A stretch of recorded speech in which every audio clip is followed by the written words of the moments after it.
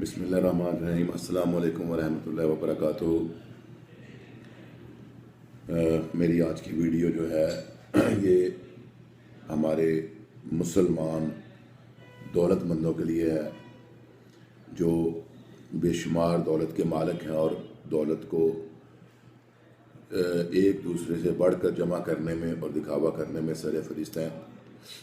میں دو باتیں ان کو یاد کرانا چاہتا ہوں۔ پہلی تو بات یہ ہے، اگر آپ نے کسی بھی دوست کے میں کبھی زندگی میں لازمی ایک دفعہ ایک یا دو بار یا کئی بار یہ تجربہ کیا ہوگا، ایکسپیرینس اس کی لائف میں آیا ہوگا کہ جیسے آپ پرس نکالتے ہیں یا پیسے کہیں پہ رکھے ہوں اور بعد میں آپ کو یاد نہ آئے کہ یہ پیسے تو کم ہیں، میں نے کہاں خرچ کیے، اور آپ دیکھتے ہیں کہ یہ 2-3 دن میں نے 2 دن پہلے میرے پاس اتنے پیسے تھے، اب اتنے کم ہیں، تو آپ سوچتے ہیں، حساب لگاتے ہیں کہ میں نے وہاں پہ 200 روپیہ خرچ کیا، وہاں پہ 500 کیا، وہاں پہ 1000 کیا، وہاں پہ 5000 روپیہ کیا، پھر میرے پیسے کیوں کم ہیں؟ تو آپ کے ذہن میں یہ 2 دن کا حساب نہیں آتا، 2 دن کا حساب آپ کے ذہن میں نہیں آتا کہ پیسے کہاں خرچ ہوئے، اور آپ پریشان ہو جاتے ہیں۔ تو اسی ریفرنس کے ساتھ میں آپ کو حضرت علی علیہ السلام کرم اللہ وجہہ کا ایک قول یاد کروانا چاہتا ہوں۔ اس کے مجھے اصل الفاظ یاد نہیں ہیں، لیکن قول یہ ہے کہ انہوں نے فرمایا کہ میں نے اس مال کا کیا کرنا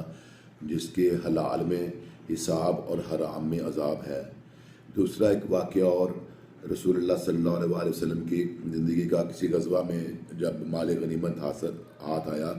تو آپ نے جو صحابہ کرام میں وہ تقسیم کر دیا برابر کا، تو 2 4 یا 6 دن کے بعد جب وہ، یا 10 دن کے بعد، جتنے دنوں کے بعد بھی جب وہ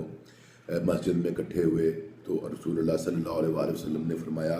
کہ تمام صحابہ کرام جنہوں نے جنگ میں حصہ لیا تھا، مال غنیمت وصول کیا تھا، مسجد کے صحن میں کھڑے ہو جائیں، اور گرمی اوپر سے سورج کی تپش بہت زیادہ اور نیچے سے زمین بہت گرم، مسجد میں ننگے پاؤں ہوتے ہیں، سب کے سب کھڑے ہو گئے۔ کسی کو ضرورت نہیں تھی رسول اللہ صلی اللہ علیہ وسلم سے سوال کرنے کی کہ ہمیں آپ نے دھوپ میں کیوں کھڑا کیا ننگے پاؤں۔ تو جب وہ کھڑے ہو گئے تو آپ نے فرمایا کہ جس کو یاد ہے کہ مال غنیمت کہاں پہ خرچ کیا وہ آ جائیں، اور جس طرح جس کو یاد آتا ہے آتا جائے، وہ بھی آتا جائے۔ تو چند صحابہ جو تھے وہ جلدی سے آ گئے جنہوں نے اللہ کی راہ میں خرچ کر دیا تھا، تو انہوں نے بتا دیا کہ جی ہم نے یہاں پہ خرچ کیا ہے، باقی صحابہ وہاں پہ کھڑے رہے۔ تو جب صحابہ کرام کی جو حالت غیر ہونے لگی تو یاد نہ آیا کہ کہاں کہاں خرچ کیا، تو رسول اللہ صلی اللہ علیہ وسلم نے ان کو اپنے پاس بلایا سب کو، اور ان کو بتایا کہ آپ کو ایک غزوہ کا جو مال غنیمت تھا اس کو یاد نہیں آیا کہ کہاں کہاں خرچ کیا ہے، تو آپ کو ساری زندگی کا حساب دینا پڑے گا وہاں پہ جا کے، وہ کیسے یاد آئے گا، وہ آپ کیسے دیں گے۔ تو میرے دولت مند پیارے بھائیوں، آپ سے گزارش ہے، آپ بے پناہ مال اکٹھا کرتے جا رہے ہو،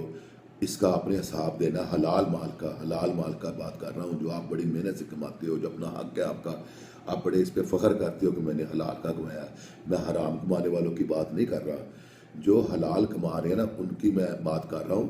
کہ اس کا آپ نے حساب دینا۔ آپ جمع کرتے جا رہے ہو، بلڈنگوں پہ بلڈنگیں بناتے جا رہے ہو، فیکٹریاں لگاتے جا رہے ہو، اور بینک بیلنس اور پتہ نہیں کیا اپنے بزنس کو بڑھاتے جا رہے ہو، اس کا حساب دینا ہے۔ خدا کا واسطہ اپنے ارد گرد پہ نظر رکھو، اپنے ملازموں پہ، اپنے رشتہ داروں پہ، اپنے محلے داروں پہ، اور جس پہ بھی آپ کی نظر پڑے ان میں تقسیم کرو۔ یہ جو آپ تقسیم کریں گے یہ آپ کے لیے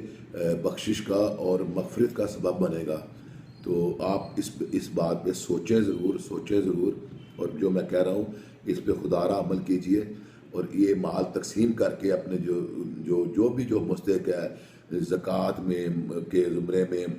خیرات کے زمرے میں، کسی بھی زمرے میں آپ خرچ کریں، چاہے آپ ٹرسٹ بنائیں، اس کے پاس نہ رکھیں، اپنے پاس ان کو نہ رکھیں، کسی بھی طریقے سے آپ اس کو خرچ کریں،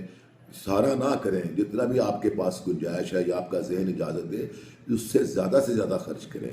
وآخر دعوانا الحمدللہ رب العالمین۔ السلام علیکم ورحمۃ اللہ وبرکاتہ۔